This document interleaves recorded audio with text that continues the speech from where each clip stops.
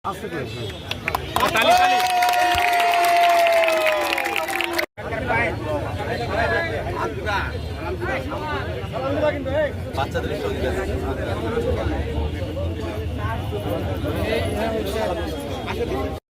থেকে খেলাধুলার মধ্য দিয়ে কিন্তু ছেলে মেয়েদের এই খেলাধুলার মধ্য দিয়ে এই লেখাপড়ার পাশাপাশি খেলাধুলার মধ্য দিয়ে এই ঠিকভাবে যেমন শারীরিকভাবে সকল ক্ষেত্রে তারা পূর্ণাঙ্গের এই ফুটবল খেলার এই নওগাঁ জেলার শিক্ষক, সেটা হচ্ছে আমাদের বাচ্চাদের খেলার মাঠ নেই।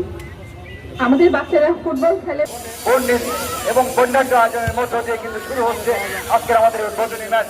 দুটি শক্তিশালী দল পত্নীতলা আমন্ত সরকারি প্রাথমিক বিদ্যালয় এবং আমাদের কমিটি বক্স প্রান্তে অবস্থান করছে কমলা।